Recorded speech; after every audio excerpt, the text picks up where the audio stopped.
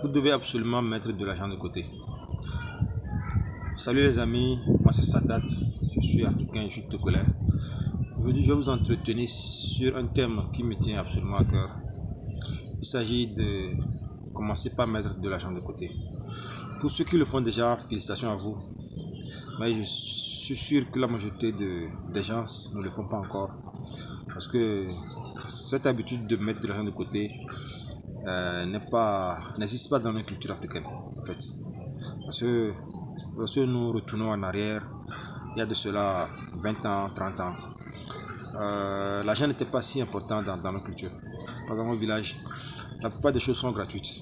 L'eau est gratuite, dormir est gratuit et nous avions des parents, des grands-parents qui s'occupaient de toute la famille.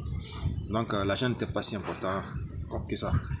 Mais au fur et à mesure que le temps avance, au fur et à mesure que nous rentrons en plein pied dans le 21e siècle, l'argent a commencé par devenir une chose très importante.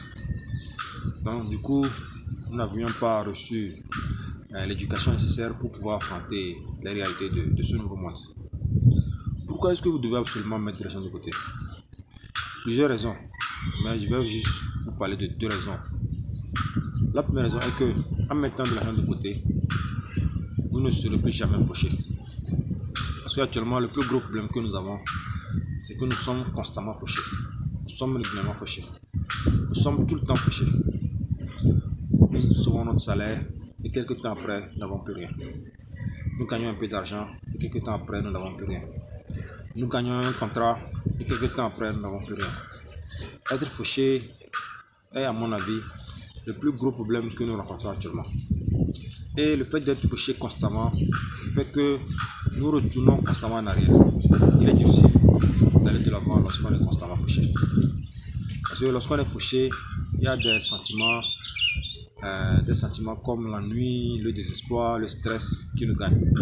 Et vous êtes d'accord avec moi que lorsqu'on est stressé, on ne peut pas réfléchir bien.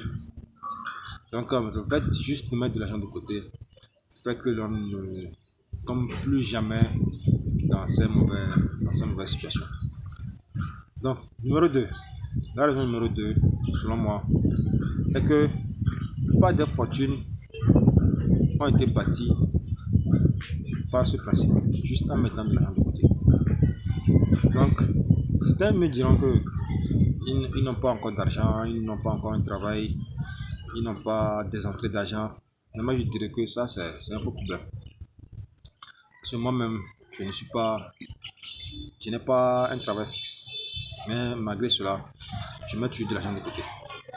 Et depuis que j'ai commencé à mettre de l'argent de côté, j'ai eu une certaine tranquillité d'esprit. Je me sens en paix. Et numéro 2, je commence vraiment par voir des opportunités.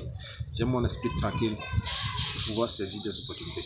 Et vraiment, je commence vraiment par étudier certaines opportunités dans lesquelles j'aimerais m'investir.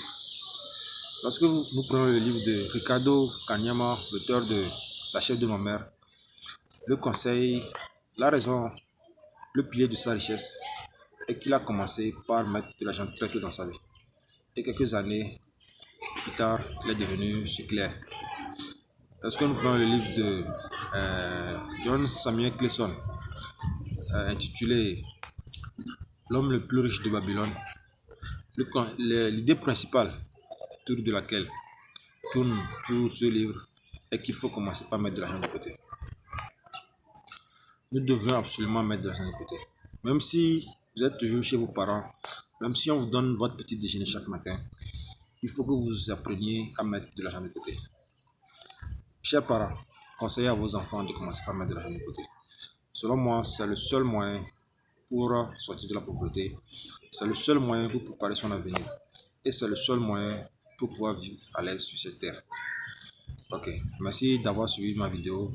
Si vous êtes d'accord avec moi, laissez vos commentaires.